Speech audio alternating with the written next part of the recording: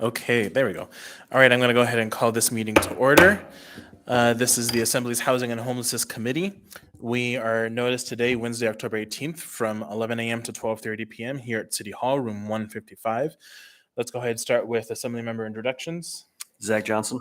Anna Brawley. Felix Rivera. And then just to note for the record, Mr. Solt is excused, as is Mr. Constant. He is excused. On the phone, we have Mr. Martinez. Yes, sir. Thank you. Wonderful. Thank you. All right. That takes us to initial audience participation. We have one person signed up for initial audience participation, Mr. Oliva. Thank you, Mr. Turner, for putting up the clock. With that, you will have 3 minutes. Mr. Turner will start the clock when you begin speaking.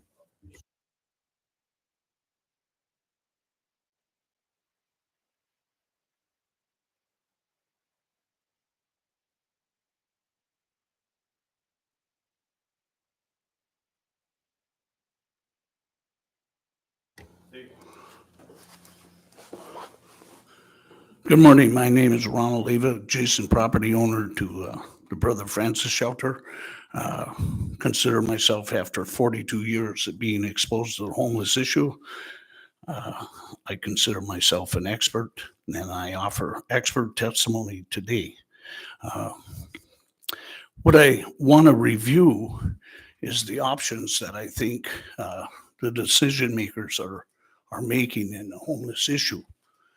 You're doing two. One is bad and the other is worse. And I think the choice of worse is reflected in this idea of bringing 274 people out of, I wish they wouldn't call it Third and Ingra, but bringing them downtown. Now, you're bringing down 274, and the capacity at the Brother Francis Shelter for low barrier shelter is 240. They're at 120. I don't see the economics or the reasonableness of taking 120 out of a unsanctioned campground, and it's worse than low barrier clients, and putting them in a hotel at a population of 274 without any experience by a hotel operator to run what is obviously a low barrier shelter at 274. Now, mathematically, 120 is lower than 274. And if you double that at the shelter, which is walking distance to the navigation center that offers the expertise and the services and the guidance to help the homeless, why wouldn't you put them there? And they could say, oh, we're overburdened.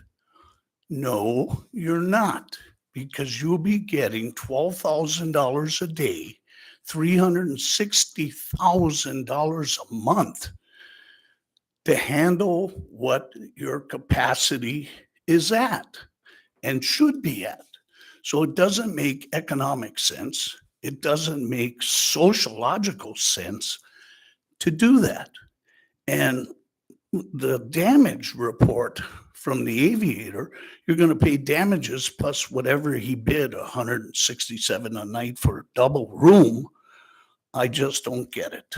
So you'll have to review that. And then I want to let you know, I still want the difference in my land amount. In these two pictures is a $700,000 tree caused by the homeless, the Love Canal example. And if you want to get any money, go after the money that you gave away fraudulently to the people who received the CARES money. You don't need new money. So with that, do you have any questions? Thank you, Mr. Oliva. I do not see any questions. Thank Okay. you. So as always, thank you. As always, I'm going to do my best to save time at the end of the meeting for folks who want to participate in final audience participation. With that, we're going to go ahead and move on to unfinished business. So we have one item there, the 2023-2024 Emergency Cold Weather Shelter Plan Implementation Update. Mr. Turner, can you go ahead and put up the slides?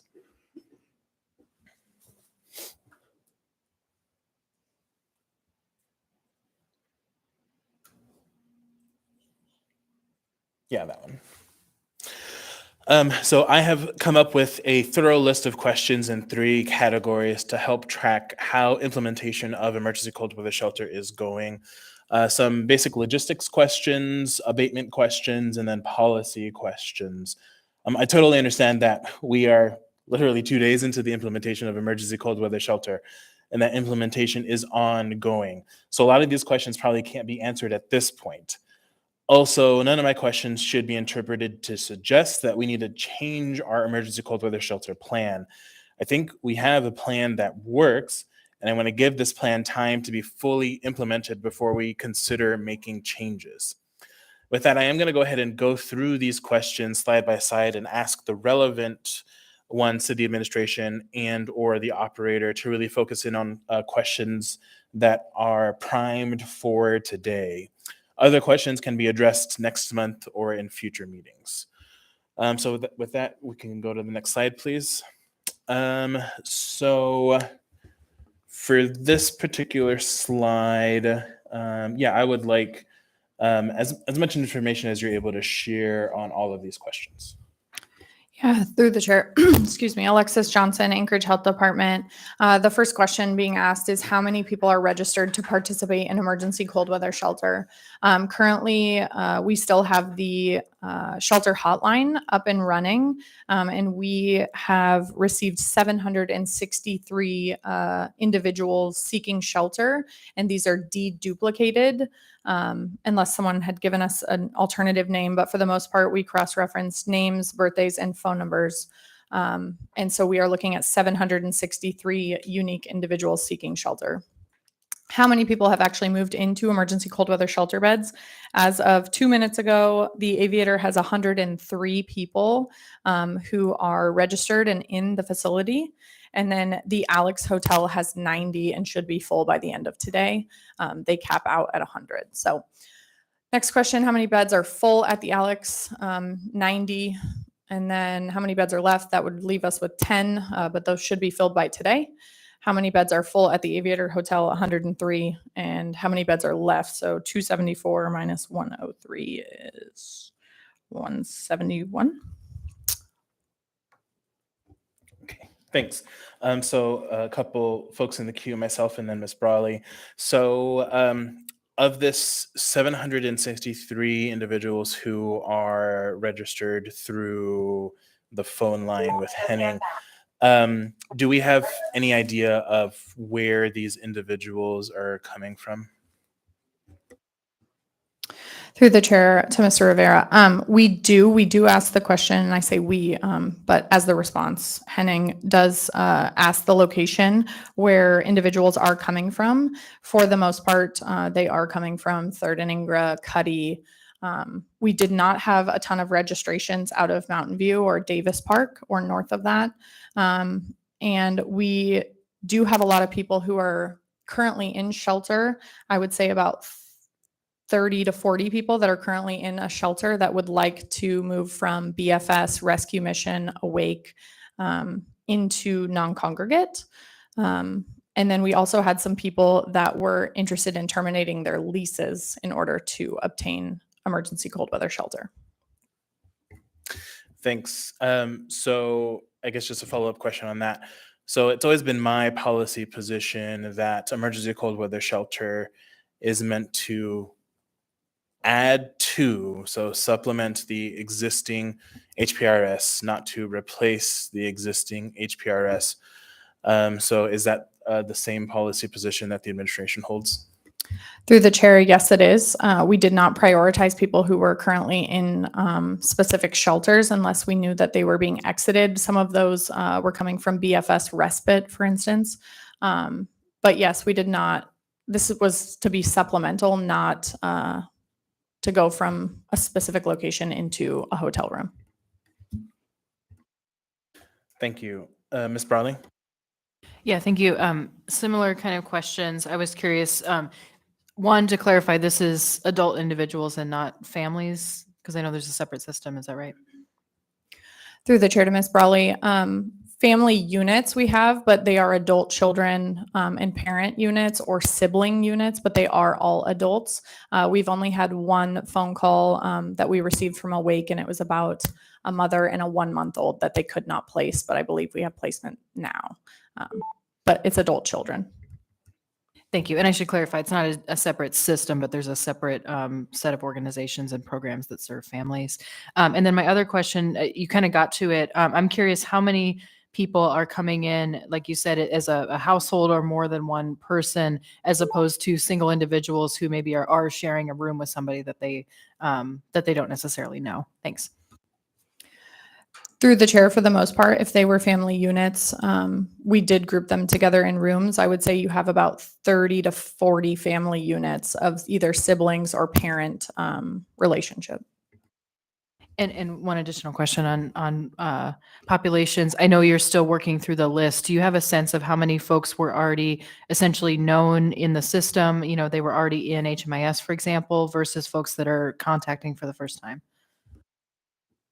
Through the chair to Ms. Brawley, I may let Henning expand a little bit, but when the contract was approved by the assembly, the request was put into ICA to create these 3 programs. Those have not been created yet. It's not anything that we have control over, but ICA has let us know that those programs are being created. Thank you. Go ahead.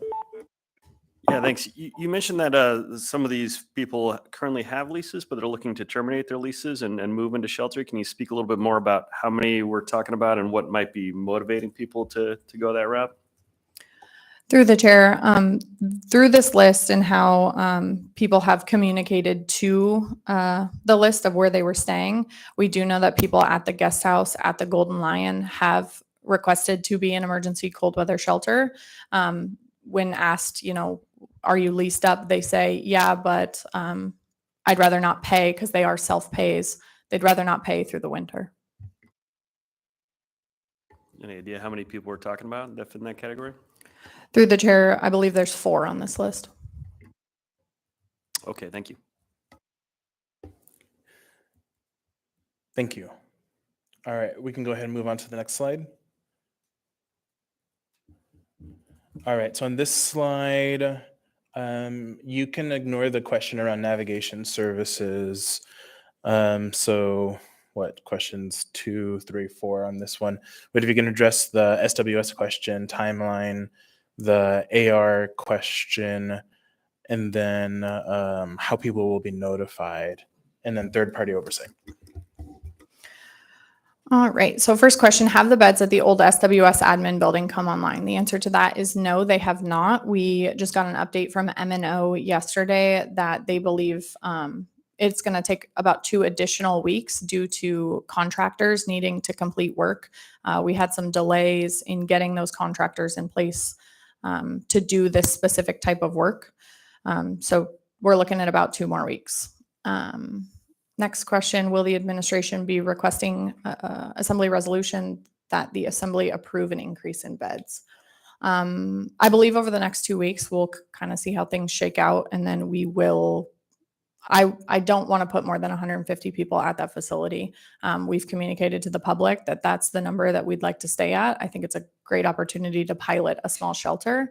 But the question is if we need almost double the shelter that we planned for, you know, what's the next thing? And I don't think we've had enough time based on the list we received this morning to really identify if there's a need for an additional location.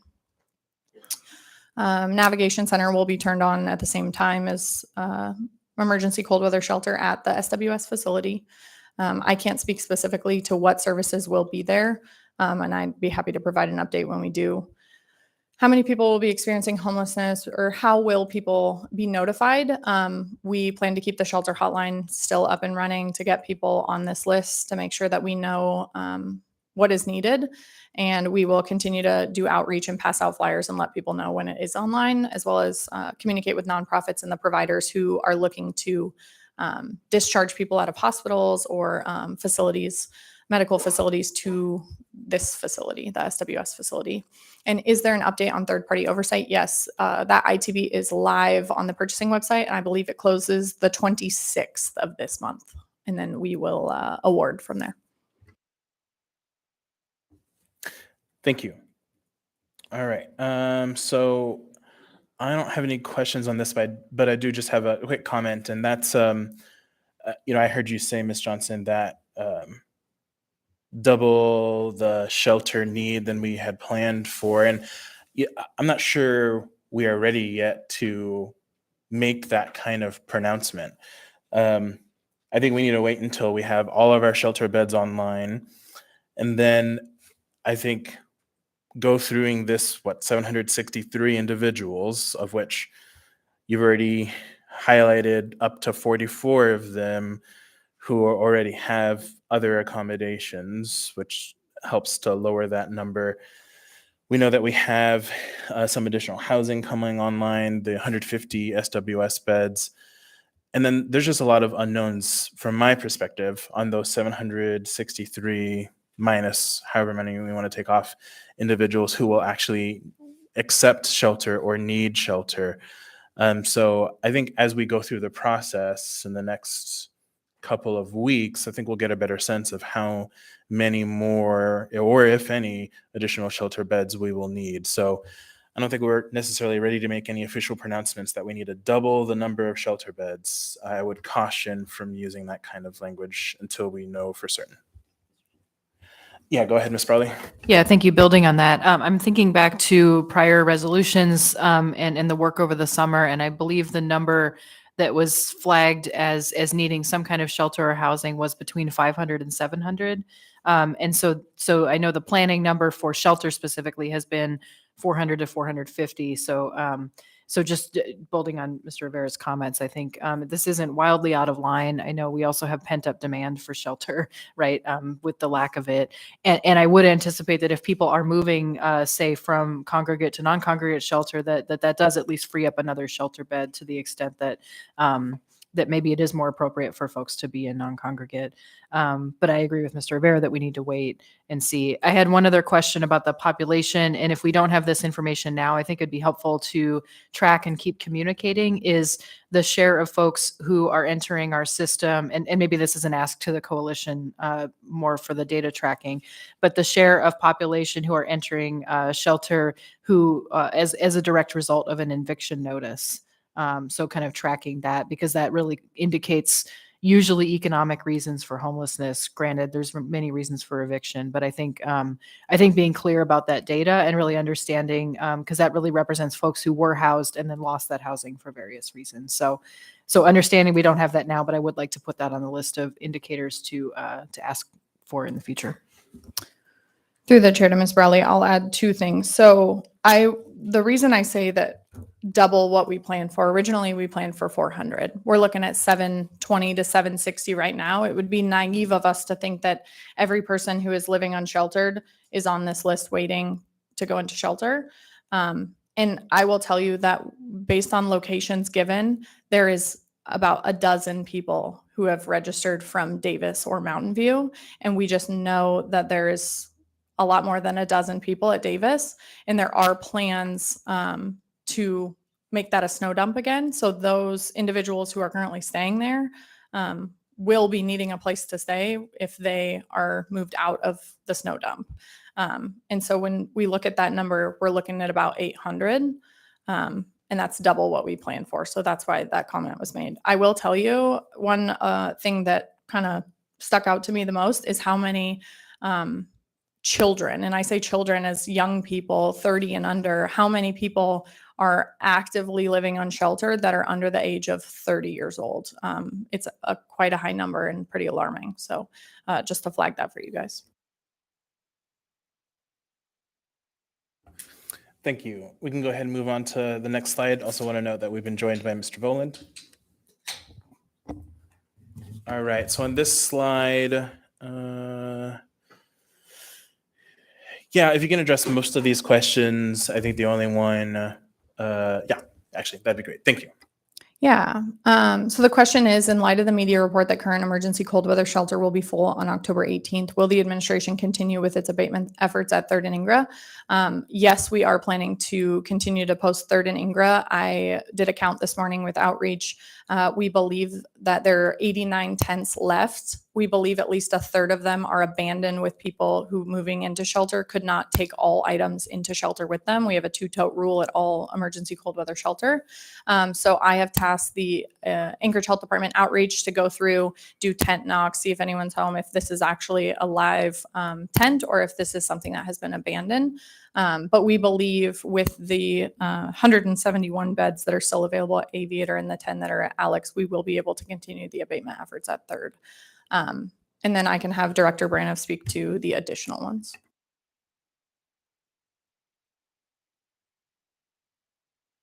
Thank you. I'll just work down through it, Felix, and maybe as we get low on the list, we could go to the document that I provided Travis, and I think that'll further flesh this out. Have abatements been posted at any encampments? Yes, they've been posted at 4 so far. On Monday, 3rd and Ingra, or the old Native Hospital site, was posted with a 10-day zone abatement. Yesterday, Chance Muldoon Park was posted. There's about 6 to 8 camps there, so a much smaller situation. And then also yesterday, 2 camps that are on the street in the right-of-way were posted with 72-hour abatements. One is in the S-turn of Abbott, and the other is at Spenard and McKinley. And so they were posted with 72-hour abatements yesterday. If yes, when will the abatement action occur? Friday, in the case of the 2 72-hour that are in the right-of-way, and then the Thursday, the 26th, is when the abatement and cleaning will begin at 3rd and Ingra. Friday, October 27th, is when it will begin at Chance Muldoon Park. How regularly is the provider updating bed counts? Yeah, I'll kick that back to you. How regularly is the provider updating bed counts? I will send the body and I'll make it public, but we have a shelter dashboard that is on an Excel Teams, and the shelter provider will update before 4 p.m. every day, and then it will automatically populate for 8 a.m. the next morning. So you know how many people were in the shelter by 4 p.m. the night before. And that's at all shelters citywide. The ones like Hope Center, Salvation Army, McKinnell House, Clare House, they all get robocalls every day that they respond to as well. And so it kind of gives a snapshot of the HPRS shelter system and where vacancies are. And then the next question, how often are the administration, especially the departments, managing abatement activities, checking these bed counts? The dashboard's a wonderful tool, and I'm glad it's back. It's something that we always had through the Sullivan Arena shelter era. And in the past, it was updated at 8 a.m. automatically with the information gathered. And we would check it shortly thereafter, somewhere in the 8 o'clock hour, just to make sure each day we were doing work that complied with the requirements. Is there an intent to post abatements at any other encampments? This might be a good time to, throw up that Word document. And so this is everything that the municipality intends to do. And of course, we understand that this depends upon adequate shelter space existing. I've covered the first 4 items before the gap in the document. On October 19th, I'm actually going to skip back to October 19th because that's something unique. We've never done it before and a little different. But October 20th, like I said, which is Friday this week, we will abate the 2 camps in the right-of-way. If they remain, often camps in the right-of-way, when they're posted with a notice, move on their own. On October 20th, we're going to post abatement notices, zone abatements in Valley Street Park and Jacobson Park. Valley Street Park is in North Muldoon, and it has generated a lot of calls from the community in East Anchorage and a lot of feedback to us from APD. It's probably 8 or 10 tents, but it's been, I think the safety concerns and the public outreach has been significant. The abatement notice that will go up Friday in Jacobson Park. Jacobson Park is, it's not a very developed park, but it's near the corner of 36th and Lake Otis. And this is a large, it's only 6 or so tents, but it's a large, I think people have called it a chop shop. And we get a lot of calls from APD as it relates to burning insulation off of copper wire. And there's been a lot of concerns with that. And that's what's driven this one. There's a lot of camps out in Anchorage that are in this 6 to 8 to 10 camp size. These two have been unique in the number of calls and concerns they've generated.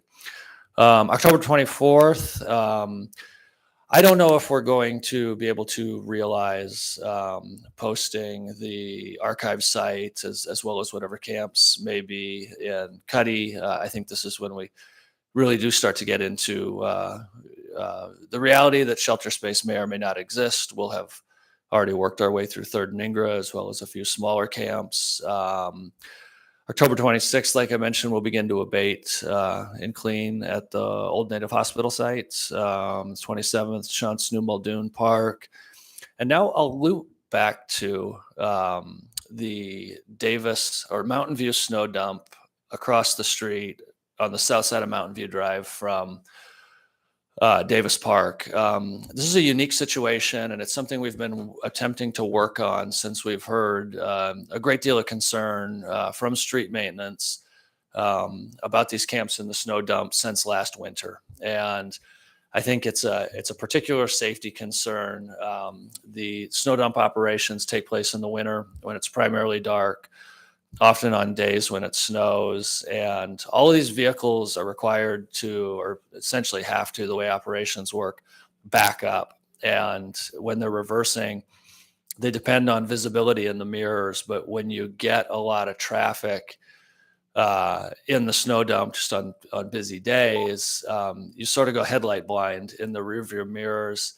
As well as just the general concerns of having graders and dozers and trucks dumping on a busy day.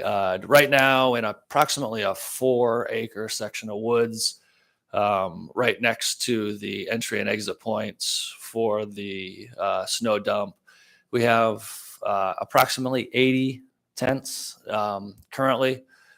And what we would like to do, what we plan to do, is to ask these campers to move across the street to Davis Park, where they're welcome to camp for this winter.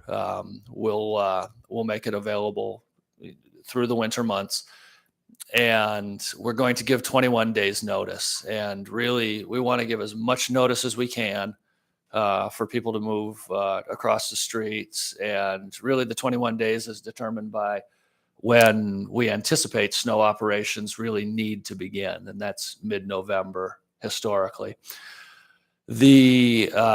So 21 days later is November 9th. And what we will do throughout this 21 days is be in contact, offer to help people move their items across the street, assist them in getting set up in Davis Park. And if they haven't moved by November 9th, what we'll do is we'll move their property over there for them. And it won't mirror an abatement, and that the property wouldn't go to the landfill or any of the other features that might characterize an abatement. But that's the plan there. It's the first time we've done this. It's a unique approach, but I think it addresses the safety concerns that have been raised by street maintenance and the snow dump, and also the the need for this particular snow dump. It's one of the most valuable in terms of location and capacity, according to street maintenance. And with that, I don't know if there's one more question on your slideshow, Felix. Okay. Thank you. I have a couple of folks in the queue. Ms. Brawley? Yeah, thank you. I had a question related to abatement, but more generally, what is the Muni's strategy with people living in vehicles? And so I know there's been removal of vehicles. I understand that's a complex situation. So what I'm specifically referring to is folks who presumably own their vehicle or have a kind of exclusive use of it. Where are they legally allowed to park? And then how much is there going to be further abatement of folks living in vehicles, whether it's in parkland or other public spaces like right of way? Thanks.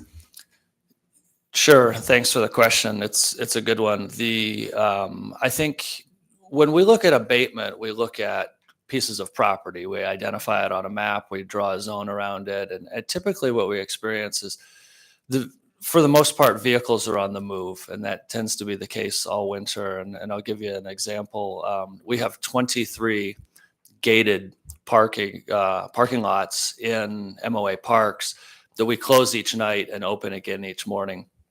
And often these vehicles are in parking lots and encountering our staff in the evening, and they'll move. And so I think a lot of these vehicles are typically on the move. I think I can't speak to this real knowledgeably, but I think to some extent, vehicles were allowed in the Sullivan Arena parking lot, and I don't know how that might be mirrored this year. But I think that what we observe is that between parking lots and big retail and other places, a lot of these vehicles typically are on the move daily. Quick follow-up. Is there any, so recognizing that people do park, for example, it's a well-known tradition for folks to park their RVs in Walmart parking lots, but beyond those kind of specific situations, is there any guidance or I guess not forcing people to move in public rights of way or other areas where people can park? And so whether that's the equivalent of what was at the Sullivan last time or something else, I bring that up because I think people living in vehicles is a reality for some, at least in the foreseeable future, and folks just want to know where they can safely park overnight. So I hear you about locking parking lots, but I just wonder, is there opportunity there to, for example, allow folks to park in public parks overnight or other situations like that? Through the chair to Ms. Brawley, we have not identified a parking specific location. I will tell you that the 3 emergency cold weather shelter locations, you are not allowed to overnight inhabit a vehicle. You are allowed to be registered a vehicle for like a daily driver, but you can't stay overnight in it. And you can't park in any of those facilities if you're not seeking shelter. Thank you. Mr. Martinez? Thank you, Chair. Question for Ms. Johnson. Just going back to the number of shelter beds the municipality has planned for, and wanted to get a sense of, are you actively pursuing alternate sites for overflow or backup, and what is the strategy for that? And I raise that just with respect to recently a Pastor Patricia Cohen Wilson, reached out and to me and was hoping to get on, and I think to others as well, but basically offering their church for up to 10 people, and it raises the question of whether or not there are concentric circles similarly like that, and have they been approached or activated? So I'm curious about that. Thank you. Through the chair to Mr. Martinez, I received the 763 number as of this morning, so we haven't really sat down to brainstorm how to cover the gap. I will tell you that churches have a specific caveat under Title 16. They cannot activate as a low barrier shelter. I did refer the pastor that you're speaking of to Christian Health Associates to see if there was a possibility to extend for family cold weather sheltering. Another thing that we should talk about is that I believe we're only fully funded for 400 people, although we have identified 522 beds, and funding will remain an issue even if we do identify additional locations. I think limited funding is something that we're going to have to find a healthy balance and strike a healthy balance with. Yes, there is 763 people seeking shelter, but I do not believe we're in a position to fund every single one of those beds. Right. Just to close up and follow up on that, respectfully, when the administration had a plan for the amount of beds that we are currently counting on, and when the request for funding to support that was delivered and supported by the Assembly, just respectfully, I think that people knew that there had always been more than that number of people that potentially would be in the seeking homeless shelter or emergency cold weather shelter. So I would just offer that we got to be able to keep a lot of different irons in the fire and be able to make sure that we don't have people dying on the streets, but also making sure that the requests from the administration are where they need to be with respect to the work that needs to get done, but also that the civil society partners that are out there, that we move in the different ways that are creative and innovative to be able to support making sure that, like the category you described, families have an opportunity, and that churches and other organizations can play a role if they needed to. So thank you. Thank you. Mr. Voland. Thank you, Mr. Chair. Apologies if this was already addressed. I was a little bit late. So the timing of the Anchorage Affordable Housing and Land Trust properties, Barrett and Lake House, I think it's being called now. I guess what is going on with those? Do we foresee some capacity opening up there? And because I know you've talked about, Ms. Johnson, about the pipeline that you're trying to create, which I think is really good. But is that realistic that, some of those properties would be coming online or have additional capacity during emergency cold winter shelter? Through the chair to Mr. Volin, the guest house, I believe, has a few vacancies, but not a lot. The Golden Lion is full. The Lake House is full. And I believe the first 26 people are making movement into the Barrett within the next month, which leaves us with about, I think, 70 rooms available. And so I don't see a large decompression of a 763 person wait list based on those housing units. Okay, thank you. All right. If we can go ahead and move on to the next slide. So on this slide, the only questions I would like addressed are the last two questions, please. Sorry. Next slide, please. There's multiple of them. There you go.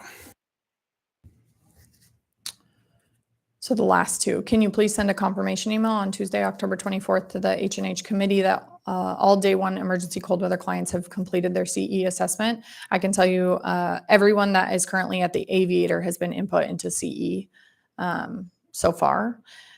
And then if all day one emergency cold weather shelter clients have not completed their CE assessment by Tuesday, October 24th, can a detailed, we can commit to this. This is easy for us. Great, thank you. Okay, and that ends the implementation update for emergency cold weather shelter. As I stated earlier, emergency cold weather shelter is still being implemented. We don't have those 150 beds at the SWS, and the system is still working through that 763 individuals. And I look forward to getting a little bit more of a fact check and reality on those 763 individuals. We will continue discussing implementation of emergency cold weather shelter at future meetings. And if we need to meet before our next meeting on November 15th, I believe it is, then we'll schedule one if we need to meet one in between now and then, depending on how continued implementation goes. Unless there are any other questions, I'm going to go ahead and move us on to new business. We can do this really quick. So if we can actually go back to the slides, please. So for today, I just wanted to set a super preliminary foundation for what this committee will be achieving with our work with the administration to come up with a successful transition out of emergency cold weather shelter. I know we just talked about transitioning into and implementing emergency cold weather shelter. We're going to start talking in short order about transitioning out of emergency cold weather shelter. We're not really going to get into it today, other than just to provide some preliminary foundation. I just wanted to reintroduce the former ideas that have been put on the table, and then add a little bit about what to expect in the near future. So next slide, please. So some former ideas that have been brought up with regard to emergency, or in the past it was called demobilization. I want to now talk about transitioning out of emergency cold weather shelter. So there has been some rumblings, though I don't think any formal discussions around continuing usage of the old SWS administration building as some type of shelter for up to 2 years. And then SWS does plan to use that facility as part of their efforts to extend the life of the landfill, as I understand it. Then there is the allowed camp community task force recommendations. So folks may remember they turned in their final report. I think it was in June or July. They turned in their final report. And it basically, their report said to set up 2 to 5 allowed campsites geographically dispersed throughout the municipality, serving a maximum of 75 people each. They had a bunch of other details in there, but those were the basic recommendations that they gave. The Complex Behavioral Health Needs Community Task Force also had some recommendations. In essence, they agreed with the recommendations that came out of the Allowed Camp Community Task Force. And then they also added some additional recommendations around outreach, specifically medical and behavioral health outreach, as part of a successful transition out of emergency cold weather shelter, and then bringing online transitional housing as soon as possible. That was a big focus of the task force members. And then there was, at least last year, there was some opportunity, although I don't think the municipality took advantage of it, to continue to use some amount of non-congregate hotel beds for a transitional period of time, so that we didn't have to essentially kick folks out of their rooms. I don't know if that same circumstance will reveal itself this upcoming winter and through the spring. But those are some of the ideas that the administration and others presented on last time. Looking forward, for me, I am particularly interested in figuring out what a successful transition out of emergency cold weather shelter should look like, and how can we make sure that the successful transition looks different from what we experienced this last summer. Those are, I think, critical issues that I hope we take action on. I think next month there's going to be a more in-depth discussion that will be led by the Anchorage Coalition to End Homelessness on emergency cold weather shelter and transitions out of emergency cold weather shelter, some lessons that they have learned from other jurisdictions, and some ideas that they may be bringing to the table. So certainly next month, I think we're going to be diving more in depth into this. I just wanted to provide a basic introduction for this committee as we take that next step, which I think we need to take quickly. Folks will remember last year, there were some questions raised about transitioning out of emergency cold weather shelter, or demobbing was the term we used, in January, but we really didn't start digging into it until March, which I believe was a little bit too late. So I think getting a more of a head start will be beneficial to us and to the community. With that, let's go ahead and move on to the second item under new business. Yeah, go ahead, Ms. Brawley. Yeah, thank you. I was going to suggest before we transition, unless we were going to come back to it, I had a brief comment about the budget priorities, but it's specifically related to emergency cold weather shelter. So I wondered if we might entertain taking that up to before we let the AHD folks go. Sure. Yeah, we'll go through the 7 items then, and then we'll come back to the second item under new business. So, so for this one, for the Assembly Legislative and Budget Priorities, I just wanted to provide folks with an update on some of the 2023 Assembly goals as they relate to the Housing and Homelessness Committee, which is what you see here, plus an additional item there related to the 2024 budget. And these are all, again, for folks who remember, this would have been earlier in the year or maybe end of last year, the Assembly went through its annual process to develop new priority goals. So none of the new members would have participated in that process. This was done before April. And these 2023 priority goals were adopted by the Assembly some point early in the year. And these are the ones that I pulled out from that document, which I believe most closely relate to this committee. So I'll just go through them to provide some updates. To participate in the Anchored Home Plan update, I believe I got confirmation that we're going to be going through this in November. That may change, but that was the confirmation that I had received. So looking forward to that next month. Work with partners to fund projects consistent with the Anchored Home Plan. I would say that we did that with the 1.3 million grant to AHLT. I think that fits that bill. And likely you're going to be seeing some other items that meet the intent of this during the November budget process. Close the Sullivan Arena mass care shelter. I think we did sort of half of this, right? The Sullivan Arena is closed as mass shelter, and we aren't using it again this winter, or at least don't have plans to. Host a housing summit and develop a long-term housing vision. We are well on our way to getting that done.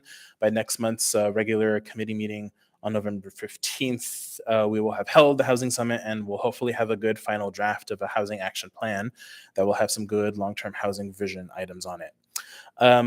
So overall, I think we have achieved a lot of the parts of the 2023 Assembly priorities, or we're in the process of achieving them as it relates to this committee. Moving on to the last item there, the 2024 budget. I just wanted to open space in case members did want to talk about the 2024 budget process in relation to housing and homelessness. You're probably going to see some stuff from me that I'm not ready to talk about in too much detail today, but I wanted to open up to members if you had anything you wanted to add on that one. So Ms. Brawley, I think you wanted something in there. Yeah, thank you. And thank you for changing the order of the agenda. So I just mainly wanted to bring up the 2024 budget, partly to flag that we should be looking at priorities in both housing and homelessness to put forward, knowing, of course, that we have limited resources at the municipality, but there is opportunity to continue putting resources toward what we already have identified as our priorities. And then I also had a specific question for the health department. Again, you may not have an answer today, but I just want to make sure that we're closing that loop. So we had a work session on Friday going through the budget. We didn't get through all of the operating budget departments, but we did talk about health department. Please enter your participant or moderator code followed by the pound key. I'll wait for a second. Please say. Okay. So we were discussing and looking at the budget and saw that there is some funding toward homelessness, but I didn't see any specific request or line item around emergency cold weather shelter between January 1st and at this point, we're talking about April 30th. And I know that the recommendations that you put forward based on, or I should say the resolutions that we passed that included estimated funding for 2024 was around 5 million or so. I think that's what it was. So just a request to health department folks and other departments to stay in the loop with the budget process and make sure that you're giving us an updated estimate, especially if you don't anticipate using all the funding from 23, and we need to care for that. And of course, we need to think about appropriations for 2024, because I want to clearly state that our intent is not that there's an interruption in services as of January 1st, even though that is the end and beginning of our new fiscal year.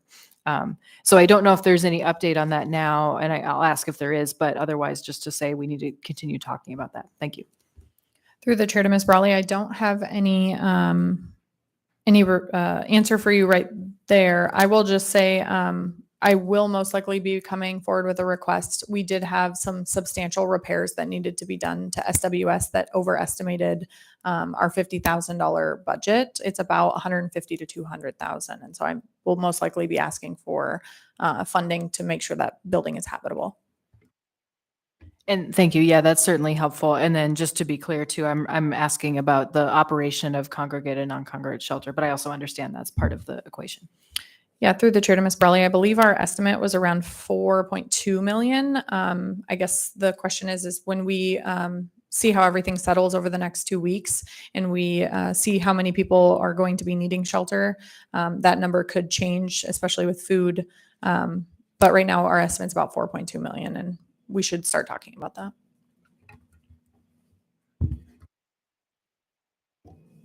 All right. Don't see anyone else for 2024 budget or any of some of the legislative and budget priorities. So we're going to go ahead and move on back in our meeting to the second item under new business, housing policy strategic plan review. And I will turn it over to Member Brawley. Yeah, thank you, everyone. And then I'll point everybody to, there's a document that's a few pages and it should also be online.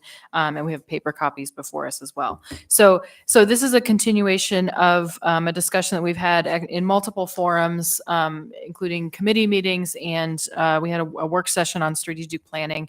The intent of this is really to continue working through a draft in public forums of what we're calling our housing action strategic plan.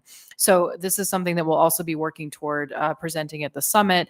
And again, the goal of this is to be in partnership with the larger community, but really helping the assembly focus what our priorities are going to be, and specifically what actions we can take, either leading or supporting other entities taking action to address our multifaceted and complex housing crisis. So what you see before you is an updated version of what was presented at the Rules Committee. And so I want to note for members, I know we don't have everybody in the room or participating right now, but certainly welcome feedback. And if you can provide that feedback to staff directly outside of public meetings, just to care for the Open Meetings Act, but wanting to make sure everybody has a chance to look at this. But today I really wanted to focus our discussion on kind of giving a brief overview of what's in this document. And then I really want to look at the items on especially pages 2 and 3, as we're looking at both our goals and then basically giving a preview of what the full strategic plan could look like. So I'll start with page 1 and then we'll move to page 2 for most of our discussion, 2 and 3. So on the first page, you'll see there's a long list of prior documents, whether it's assembly-led documents, planning processes, other reports that really are the basis for what's been developed here in this plan, as well as discussions we've had over the last few months. And so on the online version, you can also see there's links to all of those documents. The goal is to really pull together all of the good work and thinking and expert advice that we have gotten over the years about how we can take steps to alleviate our housing crisis, and then helping us articulate, why we're doing it, what we want to do, and then again, getting specific into actions. So you'll see on the second half of the page, we have a vision statement. So that is the same as what was presented in the Rules Committee, but really wanting to be clear about the type of anchorage that we would like to see, the municipality as a whole, and then really focused again on housing. You'll see below that, this is a new kind of thinking about the elements of the plan and what they would look like in the final document. A lot of the feedback that I've heard from other members is really wanting to dig in a little bit more about the types of housing that we want. And so that's a conversation we can keep having, is how much we target our policies to specific housing. But generally speaking, I think the idea is to really flesh out that idea of diverse housing, of, we're talking about affordable housing, we're talking about multi-generational housing, innovative design, all these different things that we would want to see in our community. And again, thinking, how do we take a few steps back from the folks who are actually building that housing to the policies we can put in place as a city. So just to note, this isn't supposed to be an exhaustive list, but really illustrating what we're talking about when we have our vision statement. Then we have our guiding principles. Those are really describing the why, and the things that we want to, as we look at specific actions or policies, consider, are these things in line with these guiding principles? So for example, opportunities for everyone to succeed. That's certainly a very broad statement, but I think it's something that that hopefully should resonate with the community, because we want people to have a good life in our community and to have those opportunities. So moving to page 2. So this is basically an expansion of what we presented last week. So we've got a short list of goals, and then underneath them is really starting to flesh out what those actually mean in terms of actions. And so I'll also note, I put example on this. We're still working through the process of actually looking back through those older documents, pulling out, the times that, for example, we've identified redevelopment strategies or redevelopment specific policy direction we can take. So the wording under these is not so much that this is the specific action. It's really to illustrate and to connect the dots between the broad goal statement and the specific things that we're talking about. So I'll just flag that I know there's been multiple versions of this, and then you should expect to continue to see that to change. But I think these at least kind of conceptually represent some of the things that we're looking at. So just to go briefly through, because I do want to have discussion as well. So goal 1, increase the supply of housing units for sale and for rent. So one of the feedback pieces that we got in our discussion last week was really wanting to dig in more about what that means. And so rather than having a long list of goals, because I think this is a complicated topic, so we don't want to overcomplicate the plan from the outset. It's really breaking that into a series of strategies. So looking at redevelopment and reuse, looking at infill and new construction, looking at zoning and land use policy. And I think these are still, as I said, this is a living document. It's a working draft. So if these aren't the right buckets to put things in, we can work through that. But the goal is really to try to organize this, again, very complex topic into smaller pieces. So that's the piece with goal 1. And then the second one, goal 2, diversify the housing market, including housing types, sizes, price points, locations, and ownership models. And then just a note there, really looking at, should that be its own goal, or is that, there's a lot of different ways that we can say the same thing. So trying to figure out, are we duplicating the same idea multiple times, or are those two distinct goals? So that's something to think about, especially as you read these actions. So I'll note there's a couple of discussion questions there. I'll come back. But just to note on the third page, goals 3 and 4, so increase access to and ability to remain in safe, affordable, permanent housing. And then goal 4, reduce housing cost burdens on residents. These are ones that do also feel related, but maybe distinct.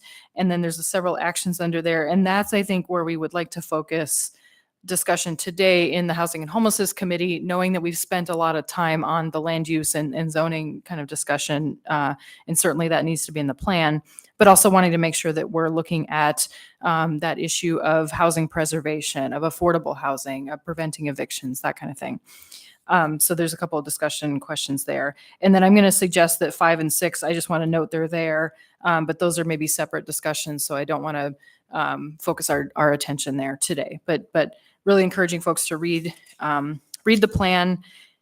And then there's plenty of other things in here. So again, this is a working draft. So going back to page 2, I guess I'll open it up to the group. Like, would people like to spend some time on these first 2 goals, or do we really want to focus more on goals 3 and 4? Again, knowing that those are a distinct set of strategies. Great. Thanks so much. And I appreciate all of your work on this and helping to facilitate this conversation. So I will go ahead and add some of my initial thoughts on these 2 discussion questions that you put here. So should policies focus on targeting specific types of housing or focus on building housing generally? I think in my opinion, we need both. We obviously need general area-wide reform, and I am very happy that other Assembly members are very interested in those land use area-wide reforms. But I am increasingly of the opinion that we also need to focus on specific housing types if we're going to achieve the goal. I always go back to the number 2,500 housing units. We know that we need 2,500 more housing units for low-income and extremely low-income individuals. How are we going to get to that unless we are very intentional? I don't think it's just going to magically happen. I feel like we have to be very intentional. So I do think that we need to do a little bit of both. Should goal 2 be its own goal? it could, in my opinion, be combined with goal number one, but I think that would make that particular goal very hefty. It would put a lot of meat under that particular goal, and it might make it a bit unwieldy. So I'm not opposed to doing that, but I'm also not opposed to just leaving them as two separate goals. Those were some of my thoughts on those.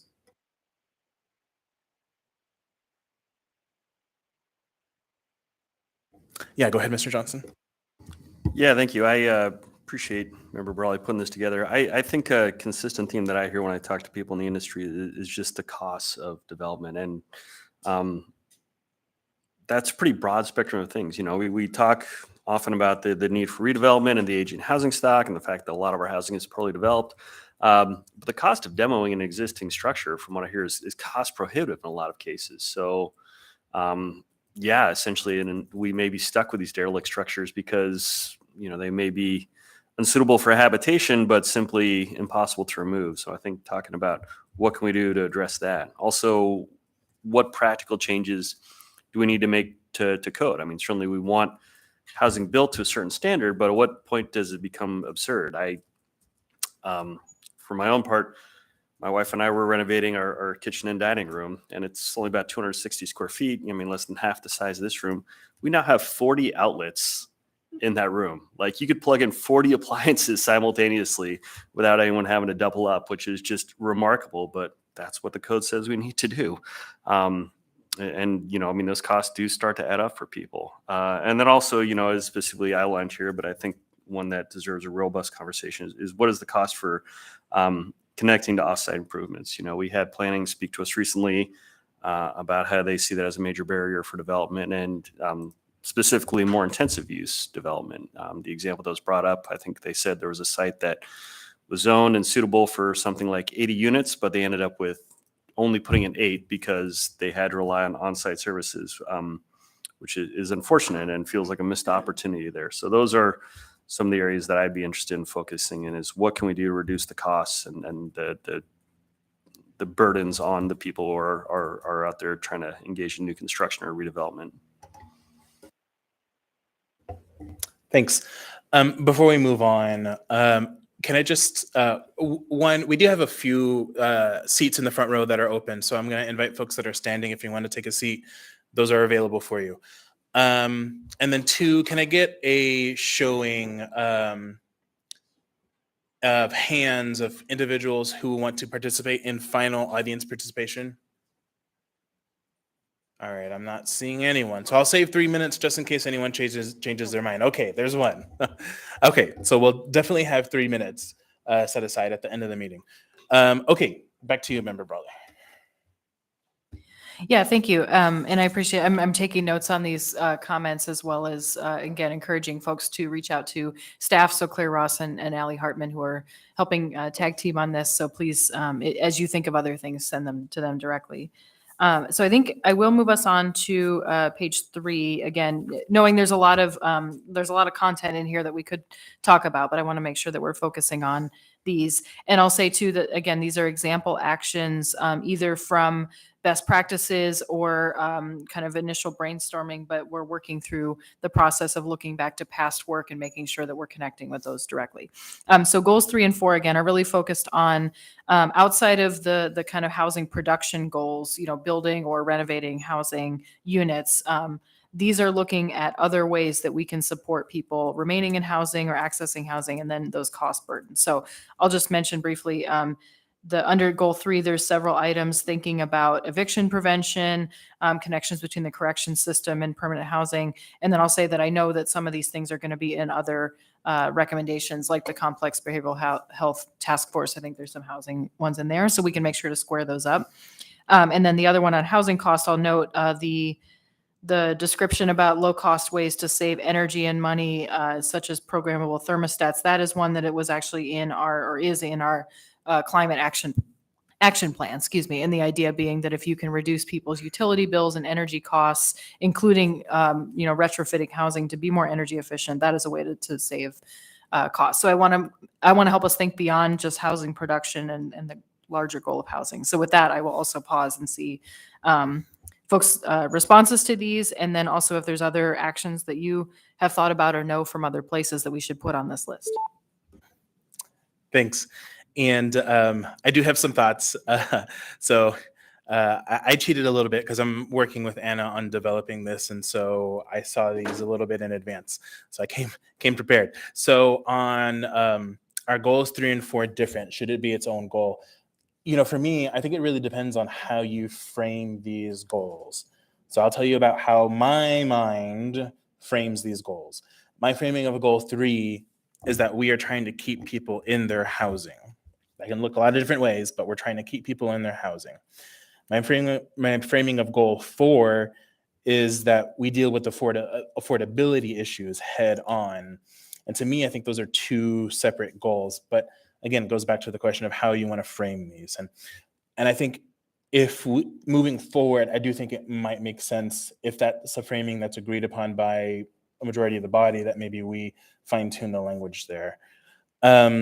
What housing actions should be included in the plan that are not focused on housing production?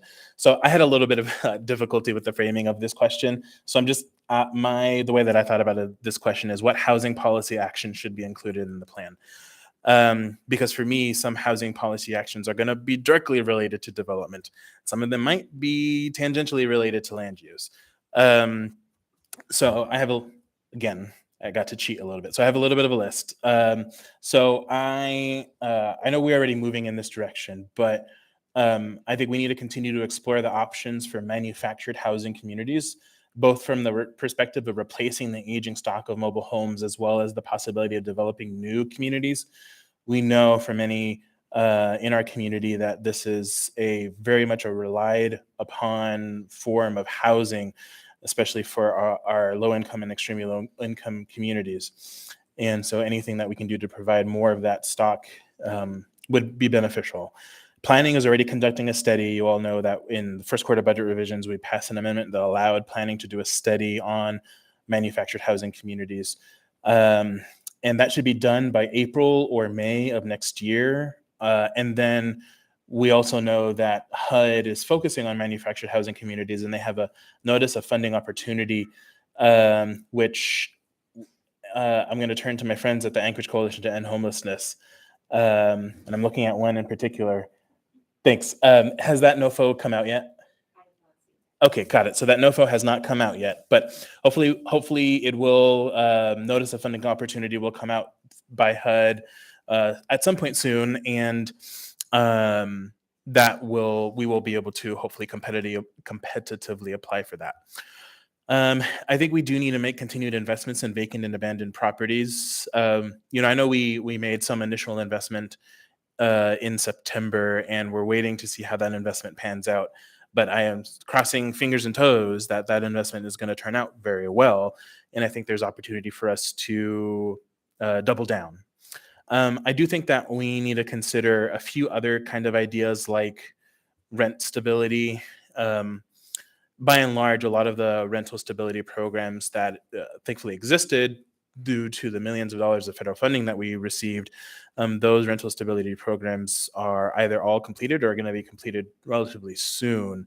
And so I think that's something that we need to think about and have on our horizon.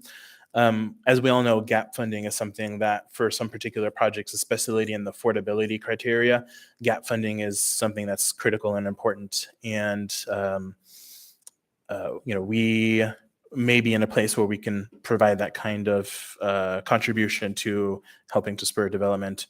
And then I think one of the things that I liked about the 1.3 million to AAHLT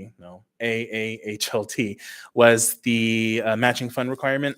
The converse of that is, there may be other philanthropy or other grant fundings that require matching funds. So can we provide that kind of things? And so if you put all of those ideas together into the investments in vacant abandoned properties, rental stability, gap funding, matching funds, if you put all of those ideas together, to me, that sounds like, at least, maybe for the short term, an idea that can help both spur new development and make sure that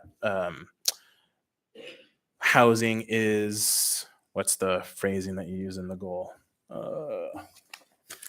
That housing is, that we're addressing the cost burdens of housing. And then I guess the last idea for the long term is the idea of some type of local housing authority. I've become more and more convinced over the years that we need to have more local control over those dollars. And I think that's an idea that is very much worth exploring from a housing policy standpoint.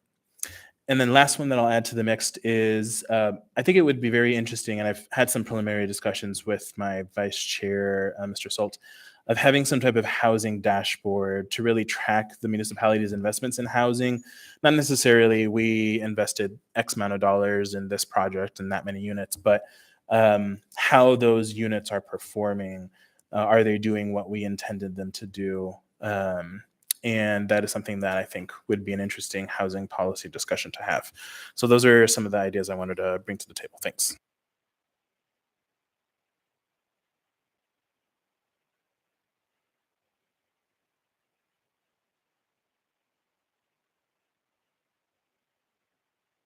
Yeah, thank you. I'll just jump in briefly as others are thinking. So first, thank you for those. I took a lot of notes. And yeah, I think they're consistent with things that have been said before. And if they didn't show up in prior plans, then we shouldn't consider that only things that have been put on the list before are the universe of action. So I appreciate thinking bigger.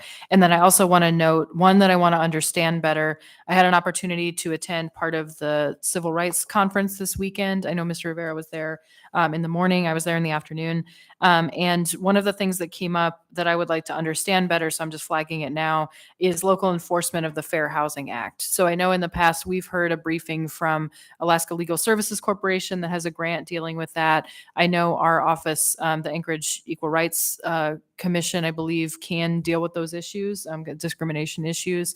But I just want to flag that they had raised at that conference that a lot of the, I believe, the legal enforcement or issues go down to Seattle. So because there isn't really an Alaska based. Anyway, it's an issue that I want to understand better, but I just want to flag that I think there is opportunity there. And again, with the goal of reducing housing discrimination and making sure that we deal with it locally.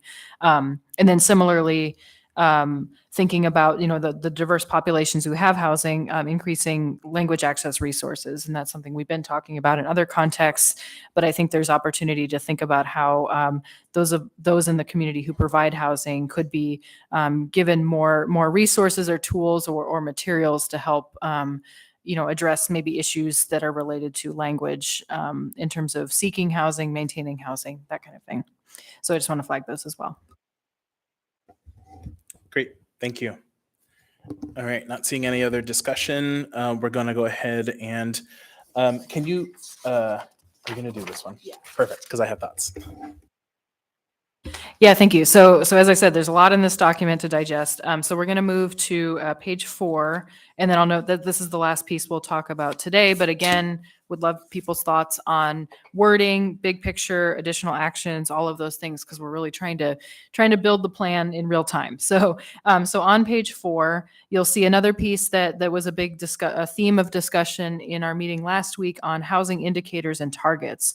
And so I think this isn't a place to focus because I think we definitely want to know outcomes of our policy decisions. So as an example, changing the rules for accessory dwelling units, ADUs, we want to know, how many are actually getting built.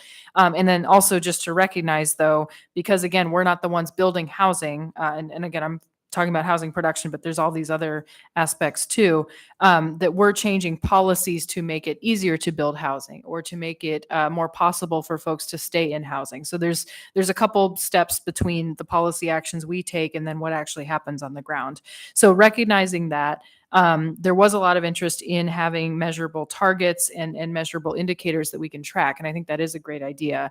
So what you'll see on this list is basically taking the approach of measuring those outcomes. So not the assembly outcome, the outcome of our process could be an ordinance that passes. That would be the way you measure, did it pass or not? But what this actually does is looking at ways to measure, as I said, outcomes of those policy choices. So just to run through, these are 12 indicators. They don't really have a baseline number, but that's something we can look for. I did put one in just as an example from the rent increase, because we know that was in the news lately, just as an example. And then basically the target is listed just as whether we want that number to increase or decrease. So we could put specific numbers on it, or we could just say that we want the trend to increase, because again, it's always a tricky thing with targets like this or indicators because you want to see them move, right? That's the point of measuring them.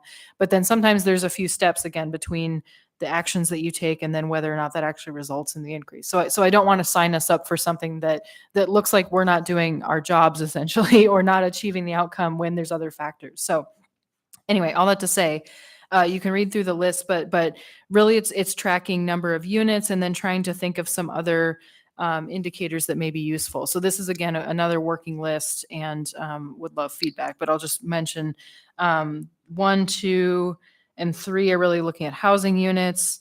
Number 4 is about subdivided residential lots. So that's thinking about how do you allow for more maybe home ownership or property ownership by having smaller lot sizes.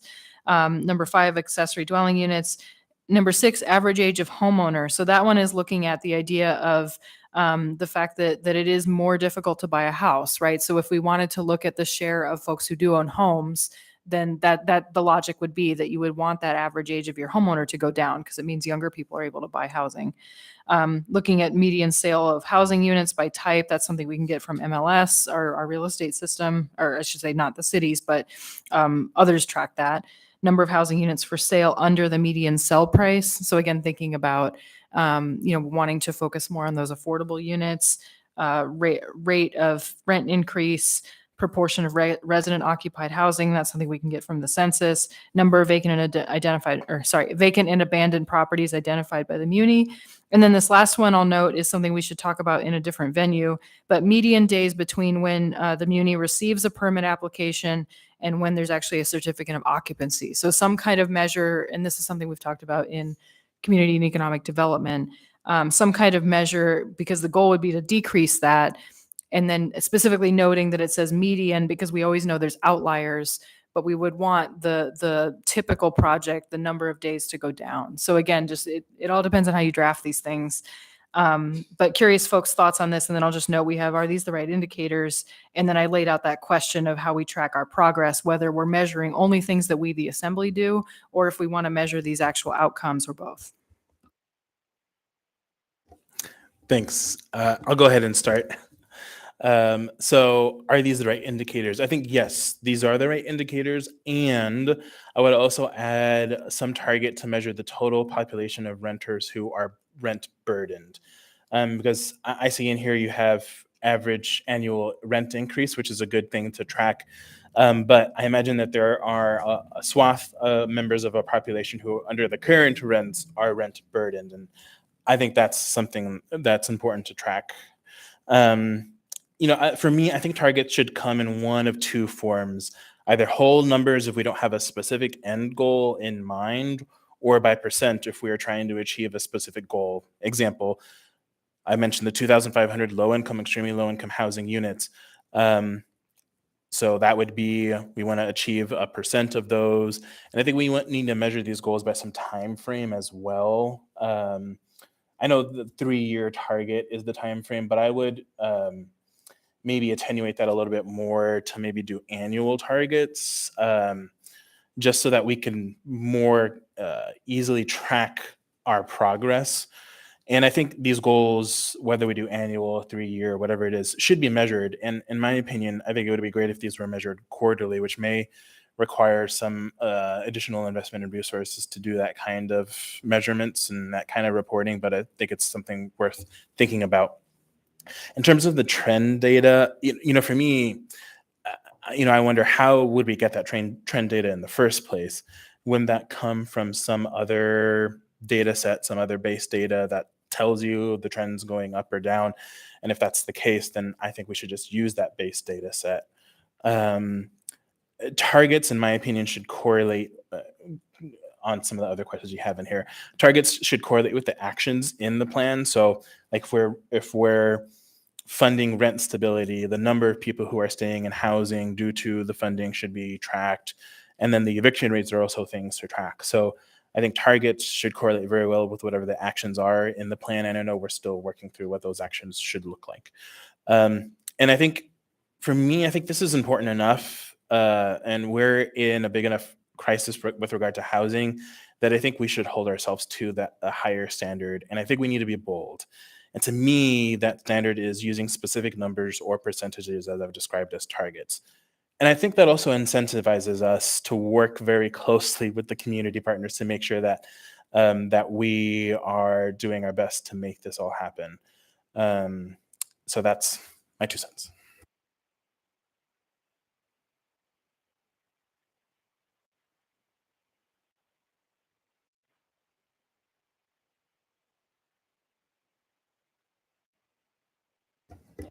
Again, I know this is a lot of content because we just dropped this a couple hours ago.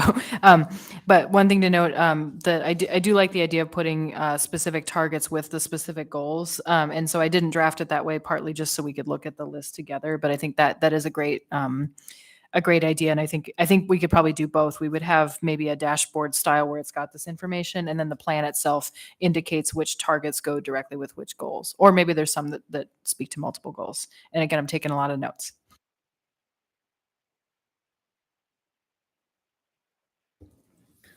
All right, I'm not seeing any other discussion. I guess, Member Brawley, could you just speak to sort of next steps for the plan?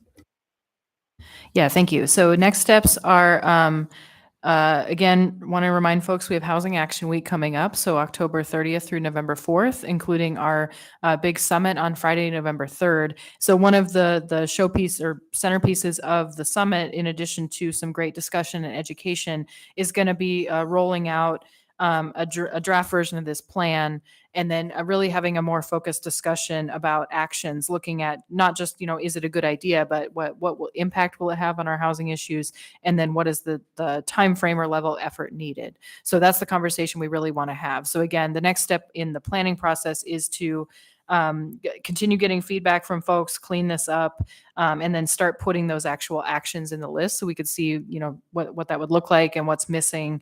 And so I don't believe we have another scheduled meeting on this before the summit, but again, I would encourage you to reach out to staff. You could schedule a meeting and sit down with them, or just provide written comments. And then after the summit, we're going to take the feedback that we get from the community as well. And then we're working toward turning this into basically a document that we adopt and approve by the end of the year. So there is still opportunity to keep working on this. And I think we also talked about, we could have another work session on the plan once we've got it closer to final. Thank you. And also, members of the public, if you have comments, please send them in. You can send them to me and I'll make sure they get circulated. Great. Thanks so much. All right, I'm going to go ahead and move us on to item 6 on our agenda, Assembly's Housing Action Plan. So there's nothing under this agenda item just yet, but I just wanted to speak to it briefly.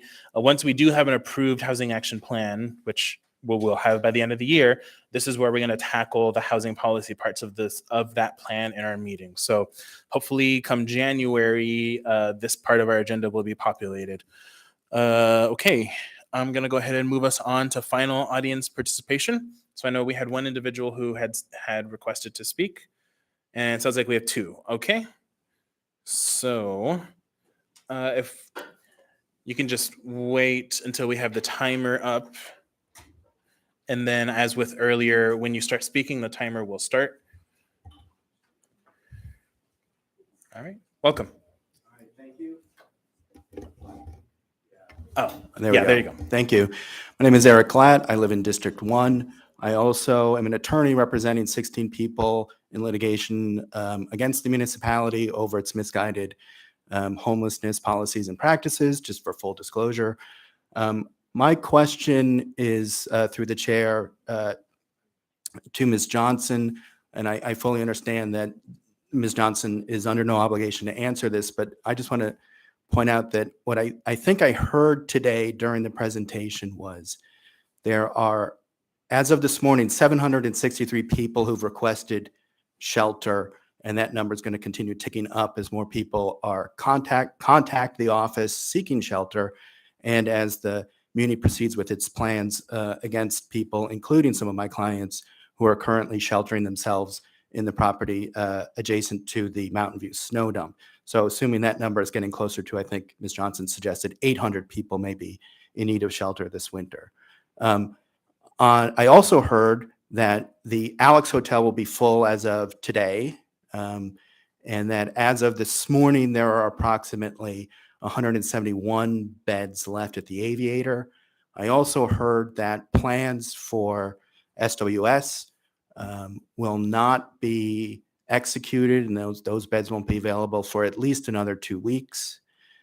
And yet, I think I also heard that regardless of those capacity restrictions, the Muni still intends to abate Third and Gamble on October 26th. And I wonder if, and I can always go, I know I can go back and listen to this again, but if that's accurate, I wonder, is the means through which the municipality is going to execute that by holding a number of shelter beds available so that it can state on the record that on the day of the abatement there were more shelter beds available than people who are living in that space, so that the abatement can be justified. Otherwise, I either misunderstood the plans or don't understand them. Thank you. Great, thank you. I think as folks know, in this and all of our committees, we appreciate folks coming forward and speaking and having your questions, but we do not respond to questions or comments. Thank you. Welcome. Thank you, James Thornton, Fairview Community Council. I wasn't planning to speak, so I'll make it short. I know everybody's busy today. It's been great to see the progress on the non-congregate plan and seeing the municipality work together with the assembly after a really long process. The communities obviously are following along with this process as we are the ones dealing with the impacts in the neighborhood. Low-income neighborhoods such as Fairview, Spenard, Mountain View, they really need things, need support for their neighbors. And really what I've heard that I needed to comment on is an outpouring of people from, I don't know if churches are in the private sector, but an outpouring of people that want to help, like Beans Cafe, for instance, a $0 bid. We can't just give away free things. Well, we can take help though. And I keep hearing the churches offer to help. And I understand there's insurance and there's fire checks and there's all these things, but we've had a whole lot of time to get these things together. And I just don't want to see things like the Fairview Rec Center and the Spenard Rec Center end up being a default or the Sullivan again. I just don't want to see those things happen. We've had a lot of time to set this up. And I think churches would be a great place, to add to this non-congregate plan as far as what kind of services they offer, faith-based, people that really care about people's futures. And that's all I had to say. Thank you.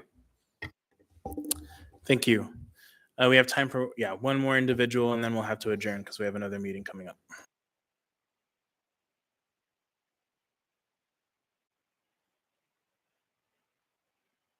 Good afternoon. My name is Sean Sullivan. I'm the Executive Director for Outreaching Lives. Members, community members, and media representatives. I'm here today to talk about the importance of cold weather shelters and permanent housing for homeless in Anchorage, Alaska. Homelessness is a serious problem in our city. On any given day, there are over 3,000 people experiencing homelessness in Anchorage. This includes people of all ages, races, and genders. Cold weather shelters are a life-saving for people experiencing homelessness.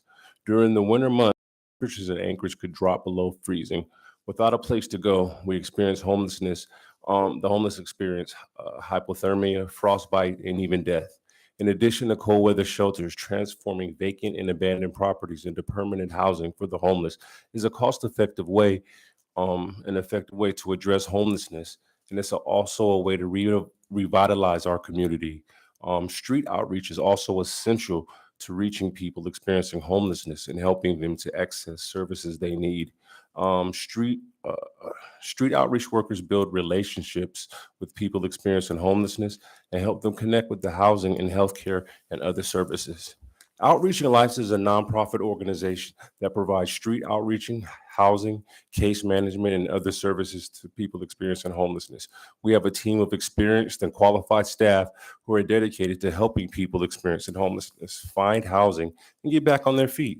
The municipality can benefit from working with Outreaching Lives in a number of ways.